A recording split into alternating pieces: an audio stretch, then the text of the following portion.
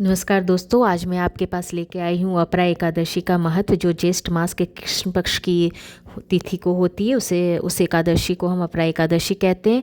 श्री युधिष्ठिर बोले कि हे भगवान श्री कृष्ण, ज्येष्ठ मास के कृष्ण पक्ष की एकादशी का व्रत का क्या नाम है तथा उसका महत्व क्या है, सो कृपा कह के कहिए। भगवान श्री कृष्ण बोले, हे राजन, ज्येष्ठ मास के कृष्ण पक्ष की एकादशी का नाम अपरा एकादशी है, क्योंकि यह अपार धन देने वाली है, यह पुण्यों को देने वाली है और पापों को नष्ट करने वाली है। जो मनुष्य इसका व्रत का करता है उसको इस लोक में प्रसिद्ध हो जाता है।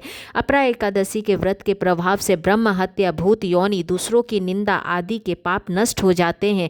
इसके व्रत से पार स्त्री के साथ भोग करने वालों के पाप नष्ट हो जाते हैं। झूठी गवाही, असत्य भाषण, झूठा वेद पढ़ना, झूठा शास्त्र बनाना, ज्योतिषी, झूठा वैद आदि सबके पाप अपरा एकादशी व्रत पे नष्ट हो जाते हैं। जो क्षत्रिय युद्ध क्षेत्र से भाग जाए तो वे नरक हो जाते हैं, परंतु अपरा एकादशी का व्रत करने से उन्हें स्वर्ग की प्राप्ति होती है। जो शिष्य गुरु से विद्या ग्रहण करते हैं परंतु बाद में उनकी निंदा करते हैं तो वे अवश्य ही नरक में जाते हैं। वह भी अपरा एकादशी व्रत करने से स्वर्ग को चले जाते हैं। जो फल तीनों पुरस्कारों में स्नान करने से भी, कार्तिक मास में स्नान करने से अथवा गंगा जी के तट पर पितरों का पिंड दान करने से मिलता है, वह फल अपरा एकादशी का व्रत करने से मिलता है। सिंह राशि वालों को बृहस्पति के दिन गोमती में स्नान करने से, कुंभ में श्री केदारेश्वर नाथ जी से दर्शन करने से तथा बद्रिकाश्रम में रहने वाले से तथा सूर्य चंद्र ग्रहण में कुरुक्षेत्र में स्नान करने से जो फल मिलता है वह फल अपरा एकादशी के व्रत के बराबर होता है।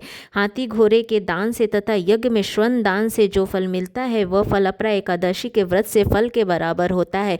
गौ व भूमि या स्वर्ण के दान का फल भी इस फल के बराबर होता है। यह व्रत पाप रूपी वृक्षों के काटने की कुल्हाड़ी के समान है। यह अपरा का व्रत पाप रूपिणी अंधकार के लिए सूर्य के समान, अतः मनुष्य को एकादशी का व्रत अवश्य करना चाहिए। यह व्रत सब व्रतों में श्रेष्ठ है। अपरा एकादशी के व्रत भक्ति पूर्वक भगवान विष्णु का पूजन करना चाहिए। इसके अंत में विष्णु पद की प्राप्ति होती है। हे राजन, मैंने यह अपरा एकादशी की कथा लोकहित के लिए कही है। इसके पढ़ने व सुनने से समस्त पाप नष्ट हो जाते हैं। फ्रेंड्स, तो ये समाप्त होती है हमारी अपरा एकादशी की व्रत कथा। अगर आपको मेरा ये चैनल अच्छा लगा हो तो प्लीज़ मुझे सपोर्ट करें, ताकि मैं ऐसे ही आपके लिए एकादशी की व्रत जुड़ी हुई और भी बहुत सारे ऐसे भगवान से जुड़ी हुई मान्यताएं चीज़ मैं आपके पास ला सकूं। Thank you so much.